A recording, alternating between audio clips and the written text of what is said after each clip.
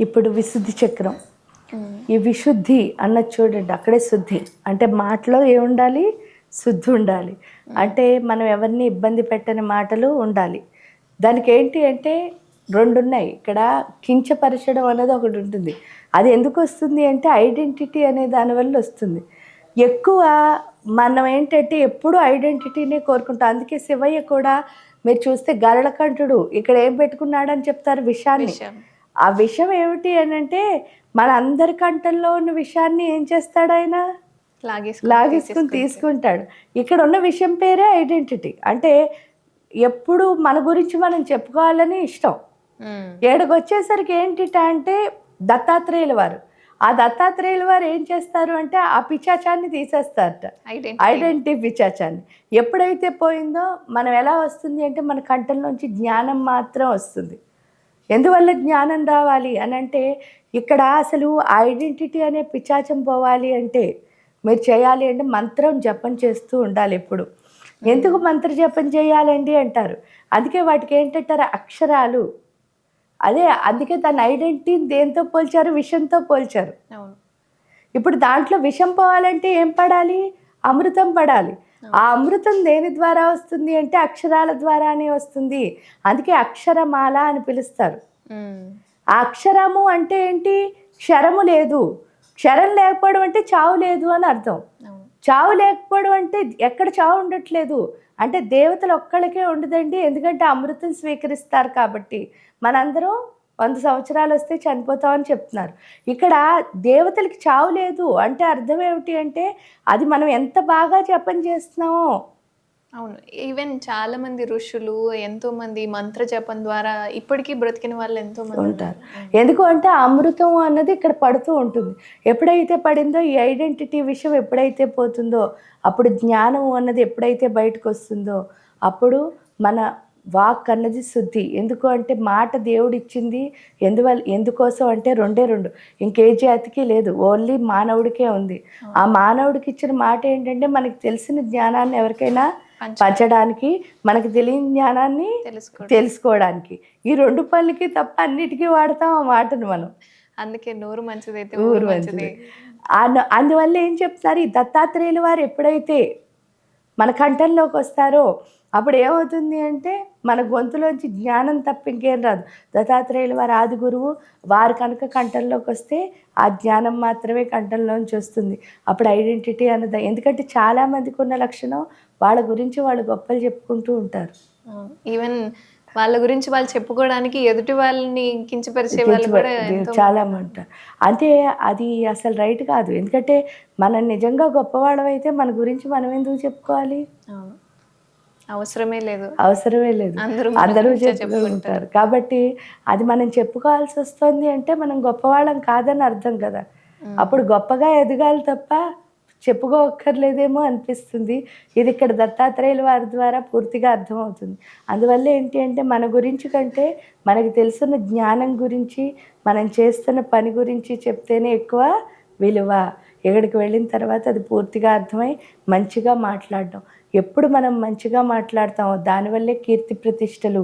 అంటే మనం వ్యాపించాలి అంటే మంచి మాట గొంతులోంచి రావాలి.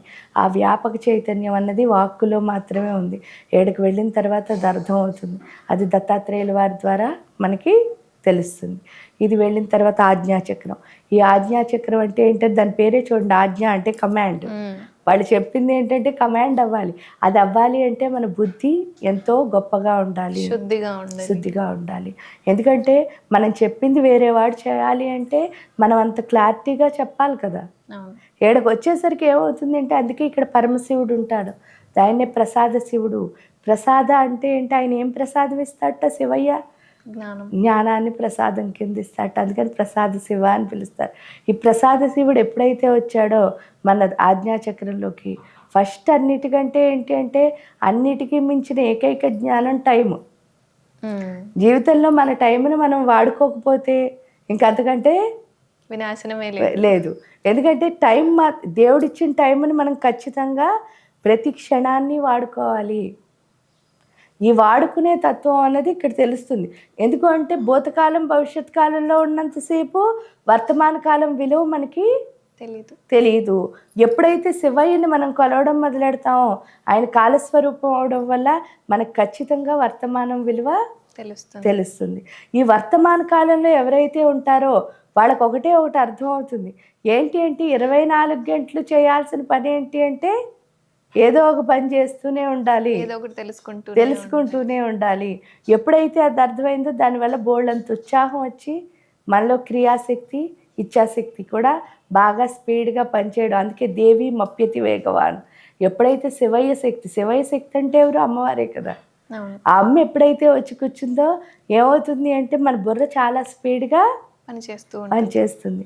ప్లాన్ బాగా వేయడం వస్తుంది, ఆర్గనైజ్ బాగా చేయడం వస్తుంది, మళ్ళీ దాన్ని ఇంప్లిమెంట్ బాగా చేయడం వస్తుంది. ఈ మూడు ఎప్పుడు వచ్చాయో మన లైఫ్లో ఏమవుతుంది? సక్సెస్ వస్తుంది. అంతా ఆర్గనైజ్డ్గా వెళ్ళిపోతుంది.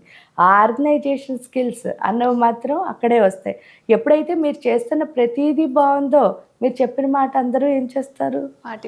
పాటిస్తారు. అదే ఆజ్ఞ అంటే, కమాండ్. ఇంటికి చెప్తే తిరుగులేదన్నమాట. ఆ తిరుగు లేకుండా ఉండాలంటే ఫస్ట్ మనం అంత క్లారిటీగా చేయడంలో, ఆ క్లారిటీ టైం వాడుకోవడంలోనే ఉంది. టైంని వేస్ట్ చేయకుండా ఉన్నావా మన బుర్రలో క్లియర్గా ఎంత స్పీడ్గా పనిచేస్తుందంటే అంత స్పీడ్గా.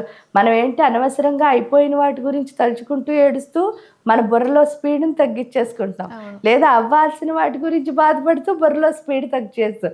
ఇప్పుడున్న పరిస్థితుల్లో కనుకుంటే ఏమవుతుంది? స్పీడ్గా అర్థమవుతుంది. మనకి అర్థమవుతుంది. మనం ఏం చేస్తున్నామో పక్క వాళ్ళకి కూడా తెలుస్తుంది. అది ఇక్కడ ఆజ్ఞాచక్రంలో నేర్చుకుంటాం. ఇంకా సహస్రార, ఈ సహస్రార చక్రంలోకి ఎప్పుడైతే వెళ్తామో ఇక్కడ ఏంటి అంటే సర్వతత్వం, అన్నిటిలోనూ మనమే ఉన్నామని అర్థమవుతుంది. ఎప్పుడైతే అర్థమైందో ఫస్ట్ హ్యాపీగా ఉంటాం. అంటే ఏది వచ్చినా అది నా మంచికే అని తెలుసుకుని హాయిగా ఆనందంగా ఉండడం వస్తుంది. ఎప్పుడైతే సర్వతత్వంలో ఉండడం అంటే సృష్టి అంతా వ్యాపించి ఉండడం అనే అర్థం. అది ఇద్దరికి సాధ్యం. ఏంటంటే ప్రకృతి పురుషులకి, అంటే శివాశక్తులకి. ఆ శివాశక్తిలా ఎప్పుడైతే మారుతామో ఎప్పుడూ హాయిగా ఆనందంగా ఉంటాం. ఈ 7 చక్రాలు కనుక బాగుంటేనే మన లైఫ్ అన్నది చాలా ఆర్గనైజ్డ్గా ఉంటుంది. ఆ 7 చక్రాల్లో కనుక ఏది సరిగ్గా పనిచేయకపోయినా సరే మనం మంచిగా చేయలేము.